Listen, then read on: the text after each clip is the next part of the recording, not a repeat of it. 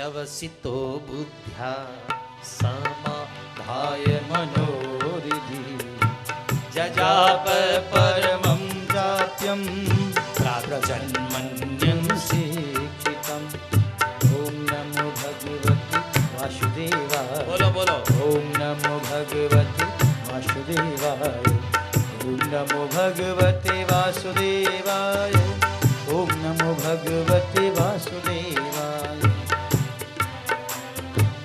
यस्मिन्निदं यतश्चेदं यइदं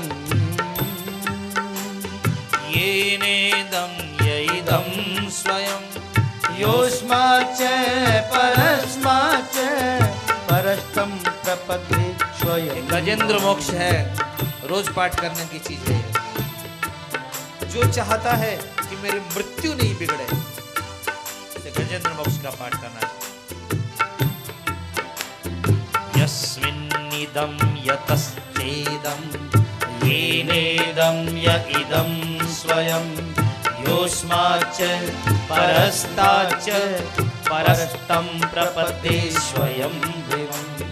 यस्वात्मनीतं निजमाययार्पितं क्वचिद् विभातं क्वचिदतिरोहितम् आविद्रदीक्षाक्षुभयं तदीक्षते आत्ममूलो पद्मा। पांचवें श्लोक में कहा कालेन पंच भगतेषु कृष्णेषु लोकेषु कालेषु च सर्वैः तमस्तदासीत् ज्ञानं गंभीरं यस्तस्य पारे विविराजते विभु न यस्य देवा ऋषय पदं विदु जन्तु पुनैकासिगन्तुमीडितु यथा नटस्य पृथ्वीभिचेष्टितो दुरन्तयानुक्रमणशमावतु।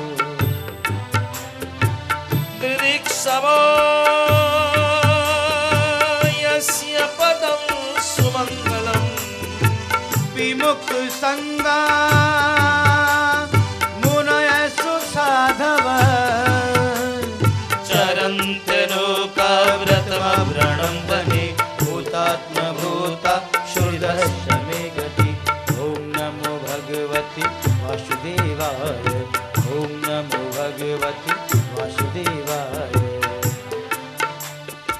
तस्मै नमः परेशाय ब्रह्मणेऽनन्तशक्तये अरूपायोरुरूपाय नमः आश्चर्यकर्मणे क्षेत्रज्ञाय नमस्तुभ्यं सर्वाध्यक्षाय साक्षिणे पुरुषाय आत्ममूलाय मूलप्रकृताय नमः। भागवत का स्तुति प्रसंग इतने बढ़िया हैं कि कथाएं कम करके यदि स्तुति प्रसंगों पर ज्यादा ध्यान दिया जाए तो बहुत ही कल्याण होता है जीव का। स्तुति प्रसंग बहुत सुंदर है। कह रहा है जिसमें संसार है, जिससे संसार है और जो स्वयं संसार बना है उस प्रभु को मैं प्रणाम करता हूँ। मतलब मिश्री की रोटी दाएं से खा चाहे बाएं से, ऊपर से खा चाहे नीचे से, चाहे बीच से, मिश्री की रोटी मीठी लगेगी। इसी तरह क्योंकि मिश्री की रोटी में चारों तरफ वही बसा है, इसी तरह सारे संसार में तू ही बसा है। लड्डू के हर कण में चीनी, इसी तरह सारे विश्व में ईश्वर बसा है। जब संसार पंचत्व को चला जाता है, सारे लोकपाल देवता सब खत्म हो जाते हैं, उस समय गहरा अंधेरा होता है। उस अंधेरे में ज्योतिर्मय चमकने वाले प्रभु आपके चरणों में मैं प्रणाम करता हूँ। कालीन पंचत्व गतेषु कृष्णसु लोकेषु पालेषु च सर्वलोक और लोकपाल सब खत्म हो जाते हैं। तमस्तदासीत गहनम गभीरम यस्तस्य पारे विविराजते विभु। ऐसा प्रभु है। आप परेश को प्रणाम, अनंत शक्ति को प्रणाम, अनेक रूप को प्रणाम, आश्चर्य कर्म करने वाले को प्रणाम। भगवान का नाम क्या है? आश्चर्य कर्मणि। बड़ा प्यारा नाम है, आश्चर्य। दीवाल पर चित्र लिखने वाले बहुत हैं, पर बिना दीवाल धरती से सूर्य नारायण कितने बड़े हैं? 13 लाख गुना ज्यादा बड़े हैं धरती माता से सूर्य नारायण। इतनी बड़ी धरती है सूर्य नारायण। इतने बड़े सूर्य नारायण को बिना रस्सी के जिसने लटका दिया है उसके आश्चर्य के अंदर कोई कमी हो सकती है साहब? दीवारों पर चित्र उतारने वाले गली गली में मिल जाएंगे, पर बिना दीवार के करोड़ों तारे लगा देने वाला ये प्रभु, एक एक तारा एक एक सूरज को खा जाए इतना बड़ा है। सौर का आकाश का ज्ञान देखिए कभी। नाम तो ठाकुर जी का नाम क्या? आश्चर्य कर्मणे, आश्चर्य कर्म, आश्चर्य कर्म। समुद्र खारा है, भयानक खारा है, पर समुद्र के किनारे कुआं खोदा तो उसका मीठा पानी आ रहा है। आश्चर्य कर्मणे। बद्रीनाथ जी में इतनी ठंड है और लेकिन जहां नहाने के लिए जाए तो तप्त कुंड गरम गरम पानी रखता हमारे लिए है? न गीजर की दरकार न हीटर की दरकार। आश्चर्य कर्मणे, प्रभु का नाम बड़ा प्यारा आश्चर्य कर्म। कुछ नाम हमें बड़े अच्छे लगते हैं। एक प्रभु का नाम है अंतिम बांधव। क्या नाम है? अंतिम बांधव। कोई चिता में नहीं चढ़ेगा आपके साथ कि चल तेरा प्रेम है मैं बैठता ना। अंतिम बांधव केवल गोविंद का नाम है। ठाकुर जी का नाम है बंकिम सुंदर। बंगला में, संस्कृत में भी बंकिम सुंदर। बिहारी जी का क्या नाम है? बंकिम। बांका होकर के भी सोना, रंग का काला शरीर का बांका फिर भी सोना, सोचो कितना चमत्कारी है प्रभु। नमः आश्चर्य कारिणे, कैसव कहीं न जाई का कहिए। आश्चर्य देखो। शून्य भीति पर रंग चित्र नहीं, तनु बिन लिखा चितेरे। कोई कहे साच कोई कहे झूठ, कोई बोले साचा झूठा दोनों, जुगल प्रबल कोई माने। हे केशव तू तो आश्चर्यचकित कर देने वाला है सबको। एक कली के अंदर 10 रंग के फूल खिला देता है, एक डाल में 1000 रंग के फूल दे देता है। नमः आश्चर्यकारिणे, अरूपायोरुरूपाय। रूप के लिए अरूप के लिए सबके लिए प्रणाम करता हूँ। सत्वगुण से मिलने वाले को, कैवल्यनाथ को, शांत को, घोर को, मूढ़ को, गुणधर्मी को, क्षेत्रज्ञ को मैं बार बार प्रणाम करता हूँ। बड़े प्रेम से स्तुति गाई और आखिरी में डूबने लगा गजराज। डूबते हुए गजराज ने हे गोविंद हे गोपाल हे गोविंद हे गोपाल हे गोविंद हे गोपाल हे गोविंद हे गोपाल हे गोविंद हे गोपाल। भोजन कर तो हो तो सांवरा पानी यहाँ पर पीजे, पर आने में प्रभु एक पलक की देर अब ना कीजिए। हे गोविंद हे गोपाल, सहन कर तो हो तो कन्हैया अंगड़ाई यहाँ पर लीजिए, पर आने में तनिक देर न कीजिए। रोटी खाता हो तो पानी हट पीजिए, सोतो तो अंगड़ाई हट लीजिए, पर आने में देर नहीं हे गोपाल।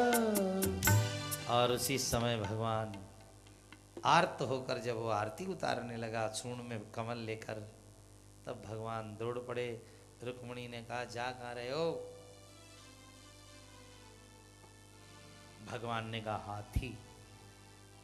पर इतनी जल्दबाजी में थे कि हा कयो तब द्वार का और थी कयो गज पास थे। हाथी, हा के बाद थी बोलने में कितनी देरी लगे? हा थी, हा कहो तो द्वारका और थी को तो पूछ गया। हा यहां बोले, थी वहां बोले, हाथी। इतनी जल्दी भागे। अच्छा क्या स्पीड से भागे ये तो पता नहीं है, लेकिन हाँ भगवान के हाथ में शंख था। शंख था ठाकुर जी के हाथ में भागते समय, और तो शंख के ऐसी हवा लगी कि शंख बिना फूंक के बजने लगा। अब कितने तेजी में भागे सोचो।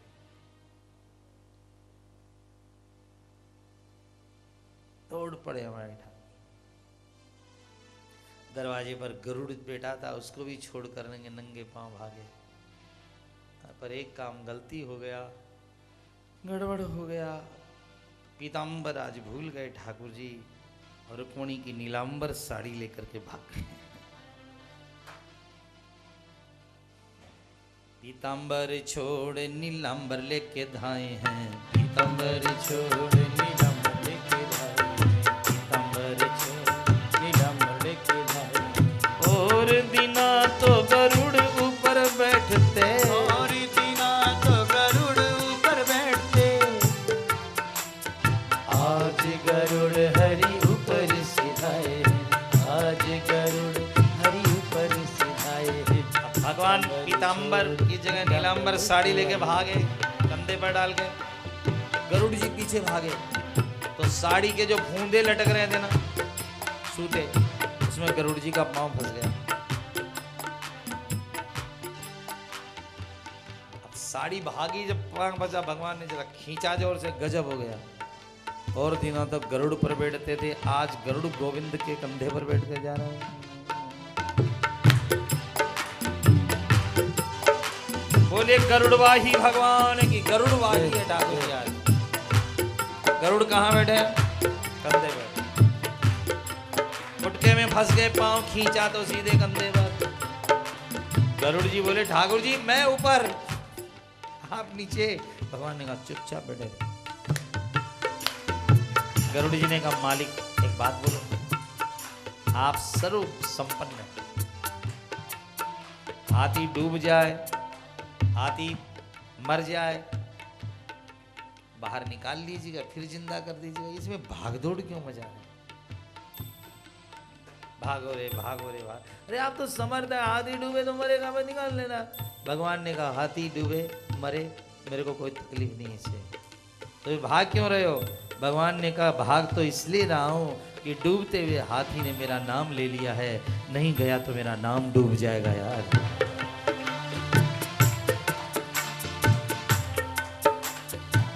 नामी को चिंता रहती है, कौन नाम बदनाम। एक सेठ होता है ना, साहूकार होता है, कहता 10 की जगह 20,000 लाग जा, हम उखली में सिर दियो तो मूसली से की डरा। नाम नहीं डूबना चाहिए। नामी को चिंता रहती है, कौन नाम बदनाम।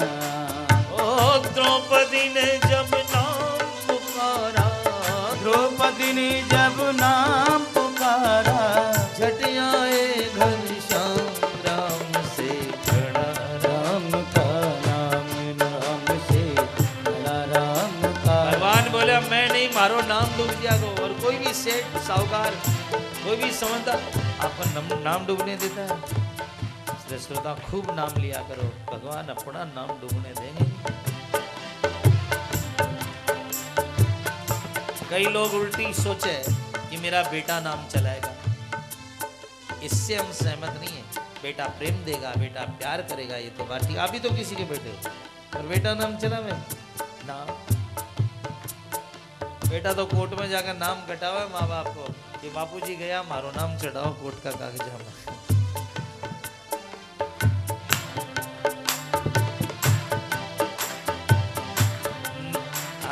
नाम कौन चलावे पता है?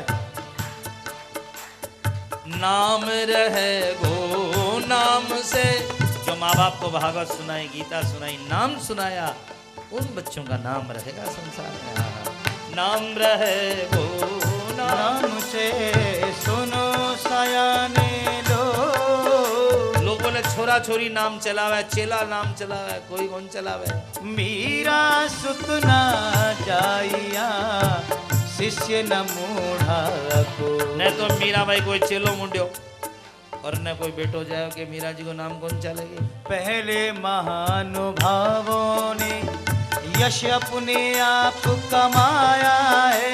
सुनो सुनो, पहले महानुभावों ने यश अपने आप कमाया है। ध्रुव प्रहलाद आदि को क्या पुत्रों ने नाम चलाया है, पुत्रों ने नाम चलाया है। हमारे दादा, हाँ मेरे दादाजी ऐसे थे, मेरे परदादा जी ऐसे थे। समय पूछता तू कैसा है, तू भी तो महान बन। हो जाए पुत्र को पुत्र कहीं, हो जाए पुत्र को पुत्र कहीं तो मूंग है छाती पर गलता। हे भक्तो गलत ख्याल तेरा, संतान से नाम नहीं चलता, संतान से नाम नहीं चलता। नाम किसे चलेगो, नाम से चलेगो, इसलिए नाम से नाता बांधना। ना तो नाम को जी तुम्हारे से तोड़ो न छोड़ो जा। मीरा भाई बोले ना तो कौन छोड़ू नाम से को जी तुम्हारे से तोड़ो न छोड़ो जा। तोड़ो न छोड़ो जाए माँ से, तोड़ो न छोड़ो जाए। हाँ तोड़ो न छोड़ो जाए माँ से, तोड़ो न छोड़ो जाए। ना तो नाम को जी ओ माँ से तोड़ो न छोड़ो जाए। ना तो नाम को जी ओ माँ से तोड़ो न छोड़ो जाए।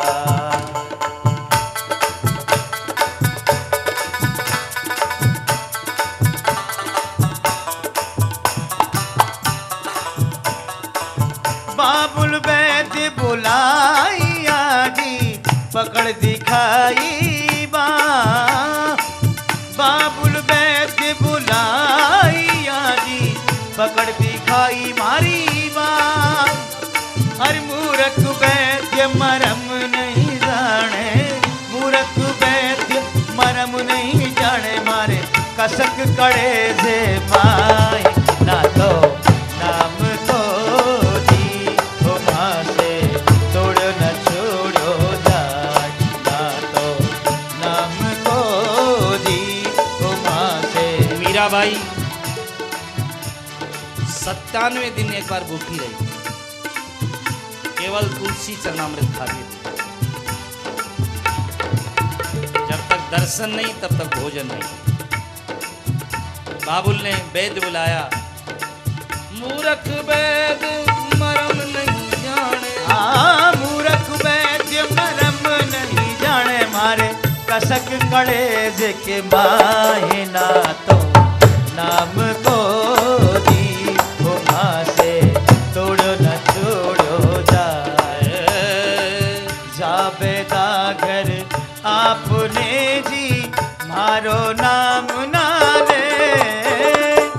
मैं तो दासी बिरहा की रे, मैं तो दासी बिरहा की, तू काहे की औषधि दे।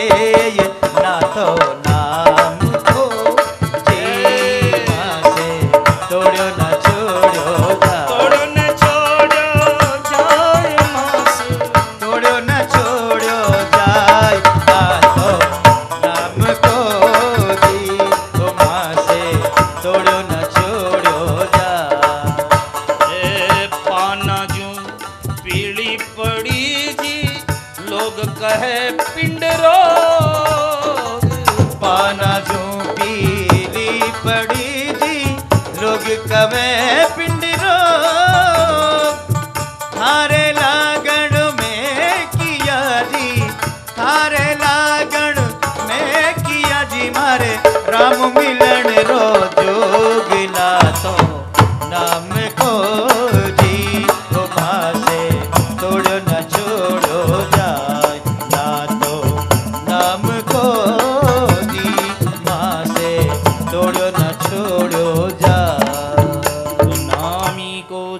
सुनता रहती है हो न नाम बदनाम। इसलिए तो भगवान दौड़ पड़े, भगवान दौड़े, दौड़कर सीधे वहां पहुंच गए और तम उस ग्राह को पैर पकड़े हाथी का ठाकुर जी ने देखा। हाँ, भगवान ने 4 हाथ बनाए।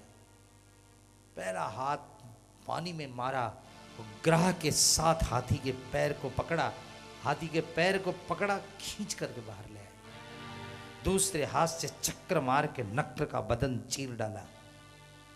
तीसरे हाथ से हाथी की आंसू पहुंचने लगे और चौथे हाथ से अभय दे रहे, डर मत, आ गया मैं। ग्राहात विपाटित मुखा दरिणा गजेंद्रम संपश्यताम हरिरम मोमुच दुस्त्रियाणम। भगवान ने चक्र से काट डाला। पहले हाथ से क्या किया भगवान ने? पहला हाथ हाथी का पांव पकड़ा तो किसी भक्त ने कह दिया सारी दुनिया आपके पांव पकड़ती है और आप हाथी के पकड़ रहे हो। भगवान ने कहा क्या करें, पकड़ना पड़ा। क्यों?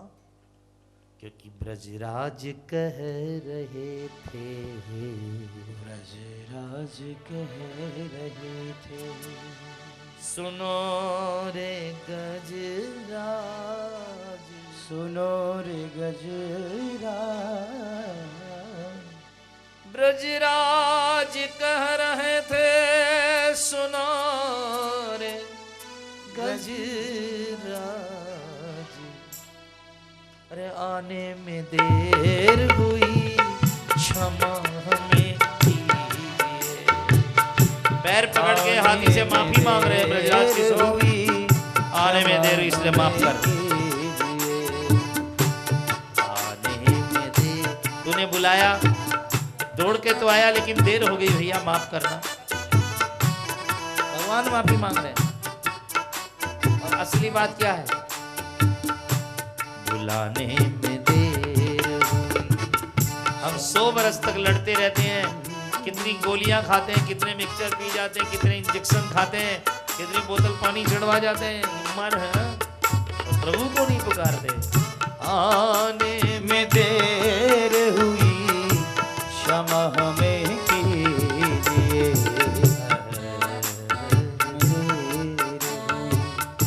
क्षमा हमें कीजिए।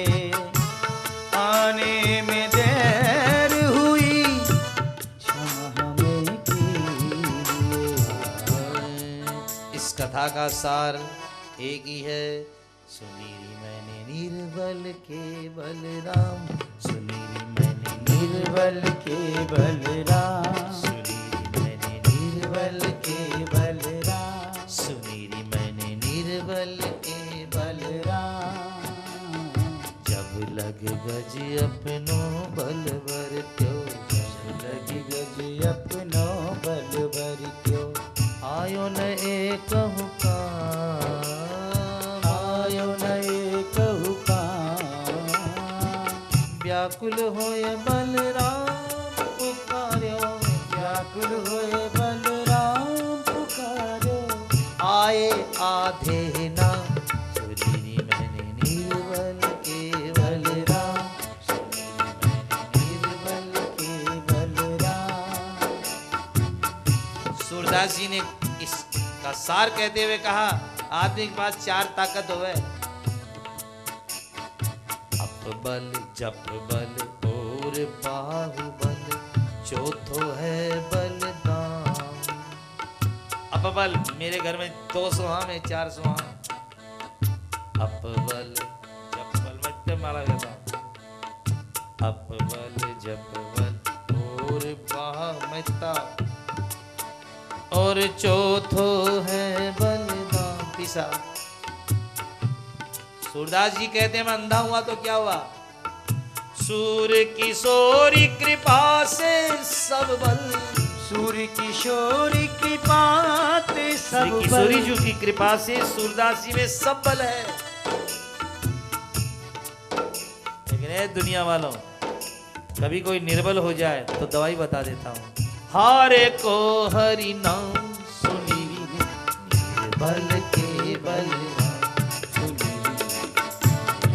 केवल राम। कथा का सार है पुकारे प्रेम से कोई तो नंगे पावते हैं। बस भगवान ने ग्राह को मुक्ति दी, गजराज को कहा तप करो, क्योंकि ग्राह भक्त के पांव पकड़ा था इसलिए पहले मुक्ति मिली। गजराज को पकड़ने वालों को भगवान पहले मुक्ति दे देते हैं।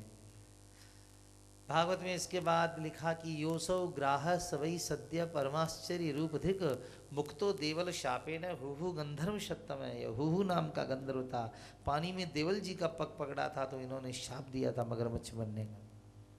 इंद्रद्युम्न नाम का राजा था, गुरु जी आए पर हाथी की तरफ पसरा पड़ा रहा, प्रणाम भी नहीं किया, खड़े होकर के हाथी बन गए। सम्मान नहीं आए, सम्मान तो करो। भगवान ने गजराज से कहा, गजराज, हाँ बहुत बढ़िया महात्म है इसका। ये माम ताम च सरस्चे, जो इस पहाड़ को, जो इन वृक्षों को, जो इन नदियों को, जो इन पत्तों को, जो यहाँ के पक्षियों का ध्यान करेगा, मेरे सुदर्शन चक्र को, पांचजन्य सुदर्शन चक्र को, पांचजन्य शंख को जो ध्यान करेगा, श्रीवत्सांगम, सच बोलूं, जो ध्यान करेगा उसका मैं स्वप्न खत्म कर दूंगा। और संसार सबसे बड़ा सपना है, गजेंद्र मोक्ष का पाठ करने से स्वप्न खत्म हो जाता है। खोटो सपनों कोई ना आ जाए तो गजेंद्र मोक्ष की कथा को याद कर लो। भगवान आए थे, गजराज का उद्धार किया था, खोटे स्वप्न का असर खत्म हो जाएगा। इसकी दवाई वैद्य और डॉक्टर के पास नहीं है कि सपना खराब आ जाए तुम्हारा, भागवत के पास है इसकी दवाई। स्वप्न दुख मिट जाएगा।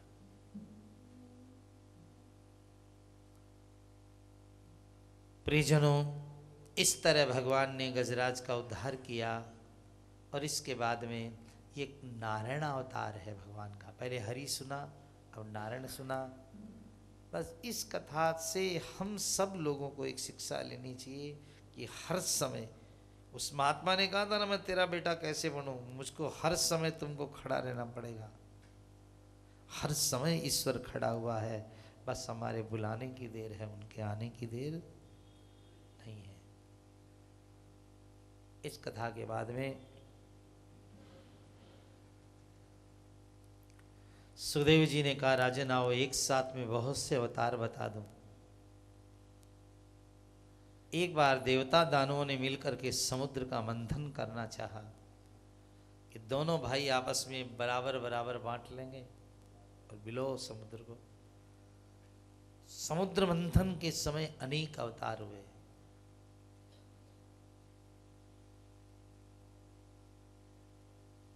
देवता और दानव समुद्र मंथने के लिए मदराचल पहाड़ को उठा करके ला रहे थे, पर इतना बड़ा पहाड़ था कि गिरा, हजारों देवता दानव पिस गए नीचे। तब भगवान विष्णु फिर गरुड़ावतार ले, गरुड़ासनावतार नारायण बन करके आते हैं और मंदराचल पहाड़ को अपनी अंगुली पर उठाते हैं और उठाकर समुद्र के बीच में मथने के लिए रखते हैं। इतना बड़ा काम करके आए। अभिनव जलधर सुंदर धृत मंदरे, मंदराचल को ठाकुर जी ने उठाया। पर पहाड़ पानी पर कैसे टिके भाई? टिकेगा नहीं। जाने लगा नीचे, तब भगवान 1.25 लाख योजन लंबा कछुए का शरीर बनाया और उस पहाड़ को अपनी पीठ पर उठाया। नीचे भगवान, लाने वाले भगवान। पर्वत ऊपर से डगमगाया तो ऊपर चतुर्भुज बन करके भगवान बैठ गए। समुद्र मंथन शुरू हुआ। देवता दानों से बिलोना नहीं जा रहा था तो दोनों में भगवान घुस गए। दोनों तरफ भगवान। मंदराचल पहाड़ लाना, जिस समय में मथानी मथी जा रही थी ना मंदराचल की, आज भी कछुए की पीठ पर निशान है कि कभी मंदराचल मठा गया था। कितनी कठोर होती है कछुए की पीठ, कमठ पीठ। भगवान कच्छप बने, लेकिन इतना बड़ा पहाड़ जब भगवान के ऊपर घूम रहा था तो भगवान को उबासी आने लगी और नींद आ गई। ऐसी नींद आई कि जोर जोर से नींद आती तो क्या होता बोलो, जोर से खर्राट, इतने जोर से खर्राटे आने लगे भगवान को कि समुद्र के अंदर, पहाड़ के नीचे समुद्र में जब भगवान को जोर जोर से सोते हुए खर्राटे आने लगे, कोसों लंबा उनका शरीर, ऐसा खर्राटे आए कि आज भी समुद्र का पानी किनारों पर धक्के मार रहा है, उछल उछल करके आ रहा है। कच्छप हुए इसका प्रमाण समुद्र है। भागवत जी में लिखा है क्या, मंदराचल मत से समय में भगवान को ऐसे लगा कोई माँ कह रही सो जा बेटा सो जा, खुजली कर रही हो तो भगवान को नींद आ गई। और इस नींद के अंदर श्वास आज भी समुद्र के अंदर किनारे टकरा रहे हैं। ऐसी श्वासें आप और आपके परिवार की रक्षा करें हैं। ये श्लोक बड़ा प्यारा 12वें स्कंद में है ये श्लोक।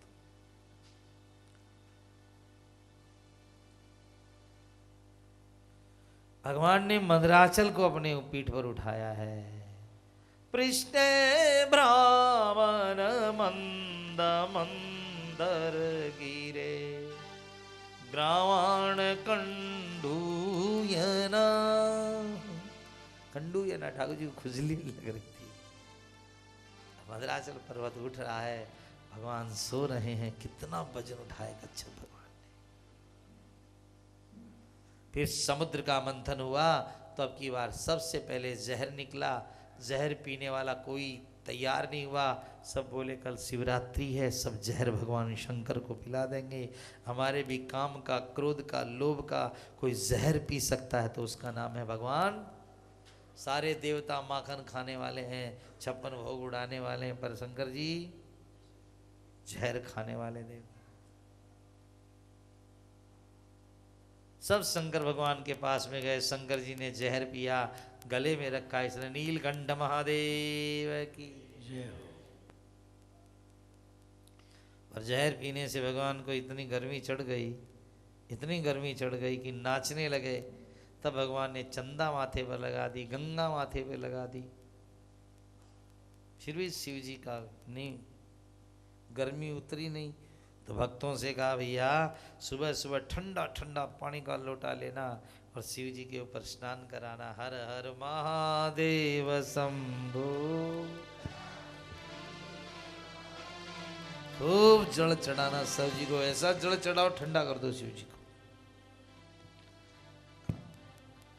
विष्णु भगवान श्रृंगार से बड़े खुश होते हैं। देखो ये मोर पंख लगा दिए, माला लगवा दी, ये विष्णु जी श्रृंगार से बहुत खुश होते हैं। पर शंकर जी जलधारा से प्रसन्न होते हैं और सूर्य नारायण केवल नमस्कार से प्रसन्न हो जाते हैं। अरे पंडित जी लोग थोड़ा मीठा उठा खिला दो तो प्रसन्न हो जाते हैं। ब्राह्मण मोदक प्रिया, नमस्कार प्रियो भानु, जलधारा प्रिय शिव, श्रृंगार प्रिय विष्णु। और कई लोगों को तो कुछ भी कर दो खुशी नहीं होती, कितना ही कुछ कर दो राजी नहीं हुए महाराज। शंकर भगवान ने गले में जहर रखा है। जहर पीते समय कुछ कुछ छींटे गिर गए थे तो उससे मच्छर, सांप, बिच्छू, जहरीले जंतु पैदा हो गए जो आज तक तकलीफ दे रहे हैं सब।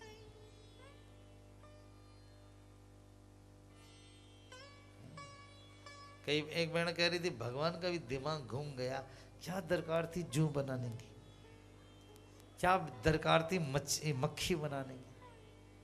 मक्खी बनाने की कोई दरकार थी?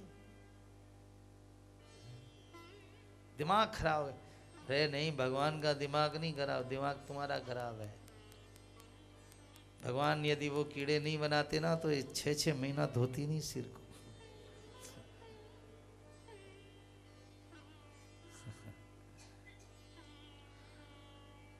यदि मक्खियां नहीं बनाती तो नालियों को साफ नहीं करते लोग।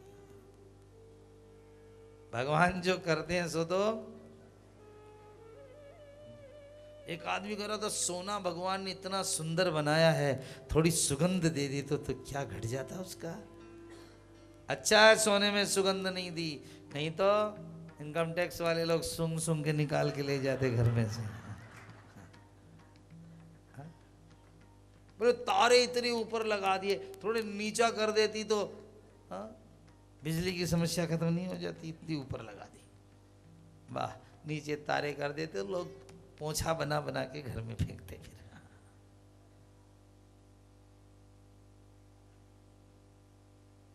भगवान जो करते हैं सो। एक आदमी पीपल के पेड़ के नीचे सोया था। उसने देखा जरा उठ करके कि सामने खेत है और खेत में बड़े बड़े तरबूज लगे हुए हैं, और तरबूज की बेल तो आप जानते एकदम पतली बेल होती, पतली एकदम पतली सी बेल।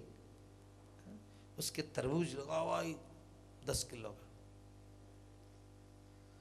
वो पीपल के नीचे सोया था, देखा पीपल का पेड़ इतना बड़ा और उसका फल इतना छोटा सा, और तरबूज की बेल इतनी पतली और फल। वो बोला इस भगवान का दिमाग सही में गड़बड़ है। अरे भले आदमी इतनी बड़ी पतली बेल की इतना बड़ा तरबूज लगा दिया, और इतने बड़े इस पीपल के पेड़ के बैर जितना बड़ा पीपल का फल बना दिया। सोच ही रहा था कि एक फल आकर के उसकी नाक पर गिरा, और उसने अपना कहा हे भगवान मैं मेरा शब्द वापस लेता हूँ, कहीं ऊपर ये तरबूज लगा होता तो मेरी नाक का क्या होता।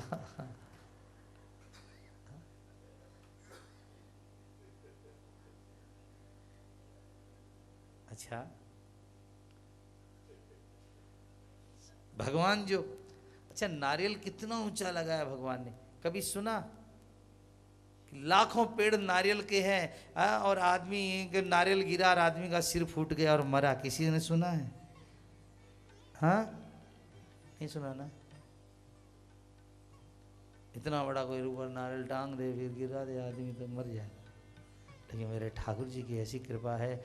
नारियल के बगीचे वाले बता रहे थे केरला में कि हमारे 10-10 हजार पेड़ हैं, हम लोग रहते नीचे, पर पता नहीं क्या कमाल है किसी के सिर पर नहीं गिरता है। पक जाता तो गिर जाता। व्यवस्था किसकी है? थारी।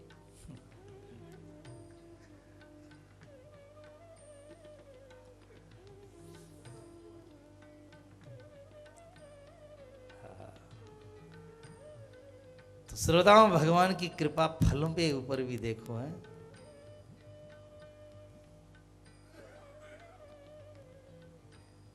जय जय श्री राधे, जय जय श्री राम। के बाद में फिर समुद्र का मंथन हुआ। अब की बार कामधेनु नाम की गाय निकली। गाय ब्राह्मणों ने कहा हम लेंगे, तो गाय किसको दी गई? ब्राह्मणों को। ब्राह्मण का काम है गाय की रक्षा करना। लेकिन गीता जी में भगवान ने जुमा बनिए को दे दिया कि कृषि गोरक्ष वाणिज्यम वैश्य कर्म स्वभावजम। बनिए का काम है कि गाय भूखी नहीं मरे। पहले हमारे जो बड़े बड़े सेठ जी लोग होते थे, आजकल तो सेठ जी दिखते कम ही हैं, थोड़े कोई कोई निकल कर आ जाता है, पर पहले पहले सेठों के साथ में क्या शब्द लगता था? राजाधिराज महाराजाधिराज सेठ श्री गो ब्राह्मण प्रतिपालक जयपुर नरेश अयोध्या। क्या लगता था शब्द? गो ब्राह्मण प्रतिपालक। कितना प्यारा शब्द था, गो ब्राह्मण प्रतिपालक। भगवान ने सुंदर ब्राह्मणों को गाय दे दी। भैया जीवन में मनुष्य का शरीर पाया है, गोदान जरूर करिएगा, और गोदान कदाचित नहीं कर पाओ तो कोई बात नहीं है। गाय, हम हजारों मन अन्न बेकार खो देते हैं, आओ अन्नदानी बने, किसी राष्ट्र में कोई गाय भूख से न मर जाए, इसका जरा सा ध्यान रखें आप लोग, जरूरी है ये रखना।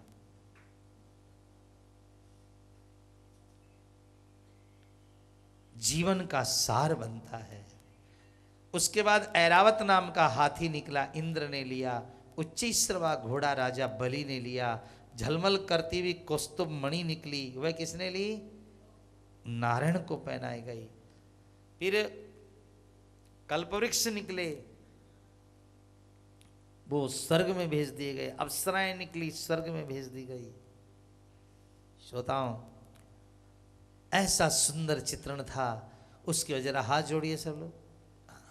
उसके बाद श्रीमद् भागवत के अष्टम स्कंद की अष्टमी को, 8वें अध्याय के 8वें श्लोक को, अष्टमी के अंदर समुद्र से महालक्ष्मी का प्रकट हुआ। लक्ष्मी मां प्रकट हुई, हाथी सूंड से जल बरसा रहे। ओम श्यामन्नम शंभुव। ओम महालक्ष्मी च विद्महे विष्णुपत्नी च धीमहि तन्नो लक्ष्मी प्रचोदयात्। ओम महालक्ष्मीश्च विद्महे विष्णुपत्नी च धीमहि तन्नो लक्ष्मी प्रचोदयात्। हमारे जितनी देवियां हैं, सबके हाथ में एक एक कमल का फूल है, और लक्ष्मी माता के 2 कमल है हाथ में। विश्व में केवल लक्ष्मी माँ के 2 कमल हाथ में। क्यों? लक्ष्मी माता के 2 कमल इसलिए हाथ में हैं कि दुनिया में लक्ष्मी उसी के घर के अंदर आती है, उसी को वर्णन करती है जिसके दोनों हाथ में कमल। मतलब जो पैसा लेता भी ईमानदारी से है और देता भी ईमानदारी से है। लेन देन जिस व्यापारी का बिगड़ा हुआ है, लक्ष्मी वहां आनंद नहीं देती है।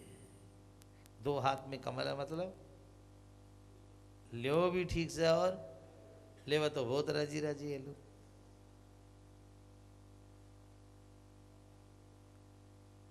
फिर क्या था? लक्ष्मी ने नारायण के गले में माला पहनाई और समुद्र ने प्रकट होकर अपनी बेटी लक्ष्मी का विवाह नारायण से किया है। बोली नारायण भगवान की। सहनाइयां बजी, बाजे बजे, सुंदर मंडप सजा।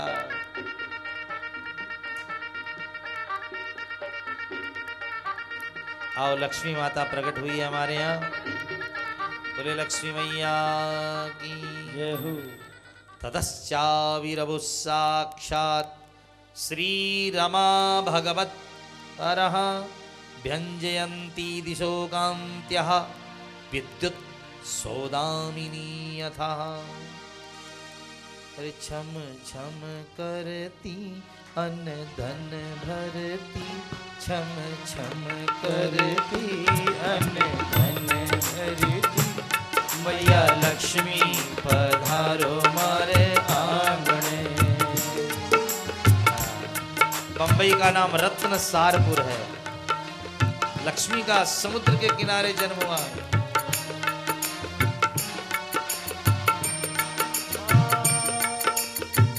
विष्णु संग में ब्याही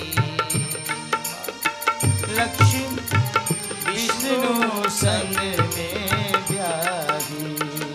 और रिद्धि साथ लेके, सिद्धि साथ लेके, मैया लक्ष्मी पधारो मारे आंगने। रिद्धि सिद्धि करती, सिद्धि साथ लेती, मैया लक्ष्मी पधारो मारे आंगने।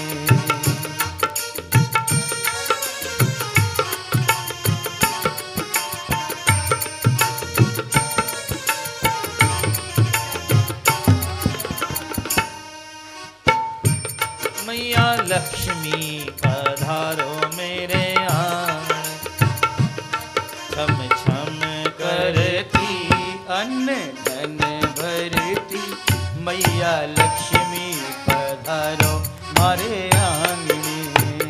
ओ मैया लक्ष्मी पधारो मारे आंगने। मैया स्वर्ण तू बरस बरसाती। ओ मैया स्वर्ण तू बरसाती।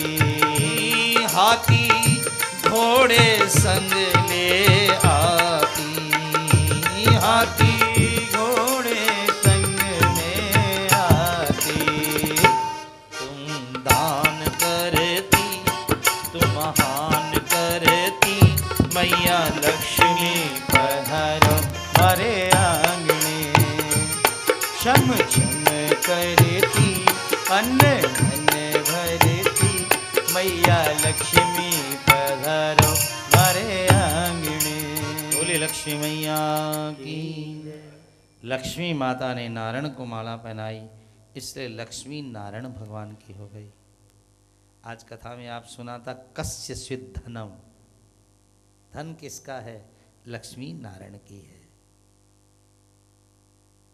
कोई आदमी कितना भी धनवान बने लेकिन लक्ष्मी पति नहीं हो सकता है। लक्ष्मी पति तो भगवान नारायण है। लक्ष्मी अत्यंत कृपा करती है तो जीव पर दया बरसाती है। सन्मार्ग पे चलने वाले के पास में पैसा भले ही कम हो लेकिन नारायण उसके साथ रहते हैं। उसके बाद में फिर जब पैसा ही जिंदगी का सब कुछ है, पैसे की आगे भी, इसलिए देवताओं ने पैसे तक समुद्र मंथन नहीं किया, उसके आगे भी किया। पैसे के बाद सबसे पहले तो बुराई आती है, तो मदिरा का जन्म हुआ। ऋषियों ने, मुनियों ने, संतों ने इसका बहिष्कार कर दिया। उसके बाद अमृत का कलसा लेकर के धन्वंतरी भगवान प्रकट हुए। राक्षसों ने छीना अमृत का कलसा, ले गए। पहले मैं कोई नहीं पिया। अंत में देवताओं ने प्रार्थना की, भगवान मोहिनी बनकर आए और भगवान मोहिनी बन करके देवताओं ने रूप देखा, चरण देखा तो बिगड़े नहीं, पर राक्षसों ने मोहिनी के गाल बाल रूप देखा था। उनका रूप देख करके लोग बोले, रे छोड़ो अमृत को, साक्षात अमृत तो ये आ रहा है। अहो कंजपला साक्षी कुतुवा किंच कीर्षसी। हे सुंदरी, ले अमृत का कलसा ले, जिसको बांटना है बांट, मारना है मार, छोड़ना है छोड़, पर ब्याह हमसे ही करना। भगवान ने अमृत ले लिया, देवताओं को पिलाया, पर राहु नाम का दैत्य घुसा था। सूर्य चंद्रमा ने कहा राक्षस है, भगवान ने चक्र मार के राहु का 2 टुकड़ा भगवान ने किया राहु का। और उसके बाद में राक्षस बोले, रे इसके बाद चक्र कहाँ से आए? पकड़ो भागो। इतने में भगवान अंगूठा दिखा करके आ गए। फिर तो भयानक देवासुर संग्राम हुआ। राजा बलि मर गया और शुक्राचार्य गुरु ने राजा मरे हुए बलि को फिर से जिंदा कर लिया। शुक्र मानी बल होता है, बल मनुष्य को जीवित रखता है। राजा बलि चरणों में गिर पड़ा। गुरु ने कहा, मेरी बात मान के विश्व यज्ञ कर, विश्वरूप तुमको कोई नहीं जीत पाएगा। और ये बात सुनकर के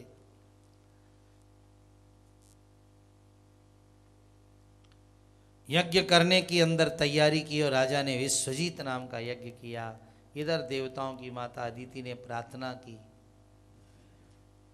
राजा बलि राज्य छीन चुका था, प्रार्थना की। भगवान ने कहा, राजा बलि को मैं मार तो नहीं सकता क्योंकि प्रहलाद का वंशज है, लेकिन हाँ उसके दरवाजे पर मांग सकता हूँ। फिर क्या था, देवासुर संग्राम मिटाने के लिए भगवान वामन बन करके आए हैं, सुंदर रूप लेकर के। राजा बलि ने देखा तो पूछा, आपके पिता का नाम? भगवान ने कहा, सबका मैं ही हूँ। माँ का नाम? का सबका मैं ही हूँ। क्या चाहते हो? का 3 पेड़ भूमि। राजा बोला, इतने बड़े बादशाह के पास आके 3 पेड़ है? अरे तुम 3 लोग मांगो तो हम देंगे। भगवान ने कहा, तू 3 पेड़ देना, 3 लोग तो हम ले लेंगे तेरे से। उसने जहां संकल्प देना चाहा, शुक्राचार्य जी आगे बढ़ गए। एष वै रोचने साक्षात भगवान विष्णुरव्यय कश्यपादिदे जातो देवानां कार्य साधक। ये देवताओं का काम करने वाला है। भगवान वामन बन करके आए। अंत में राजा बलि ने वरदान संकल्प दिया ठाकुर जी को। कमंडलू में आकर के बैठ गए थे। शुक्राचार्य भगवान ने आंख फोड़ डाली, एक नजर बनो, एक नजर बनने की सलाह दे दी।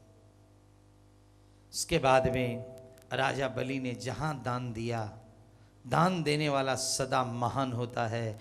भगवान विराट बनकर के दानी राजा बलि को अपना रूप दर्शन कराया।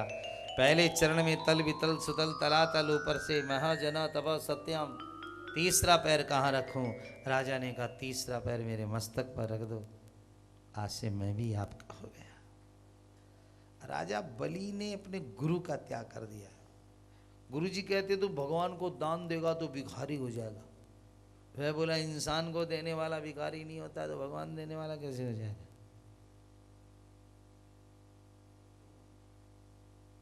दान देने वाला भिक्षुक। जुए पे अपने घर को बिगाड़ने वाले गली गली में मिल जाएंगे। शराब के जामों में घर को खत्म करने वाले बहुत मिल जाएंगे। पर दान देकर के आज तक कोई गरीब हुआ हो तो बता दीजिएगा जरा, आपका नाम लिखवा देंगे भागवत में। कोई गरीब हुआ है आज तक? न देने वाले मर गए हैं, बिगड़ गए। आइए भगवान वामन की झांकी का दर्शन करें।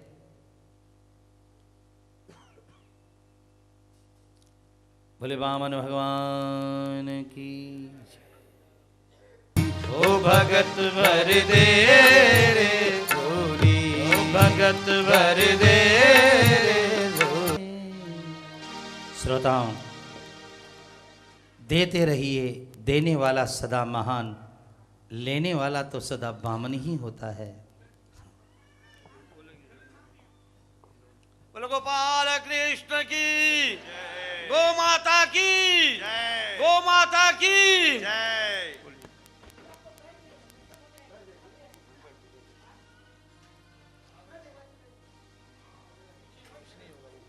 हम लोग फिर मिलते हैं 3:30 बजे। गोपाल कृष्ण की। आज हमें परम पूज्य बाल व्यास जी श्री कांत जी शर्मा का जीवन परिचय कहने का सुअवसर मिला है। सो परम पूज्य बाल व्यास पंडित श्री श्रीकांत जी शर्मा का जन्म राजस्थान के पवित्र भूमि झुंझुनू जनपद के गुणागौड़ जी ग्राम के संभ्रांत ब्राह्मण परिवार में 17 अप्रैल 1960 को हुआ।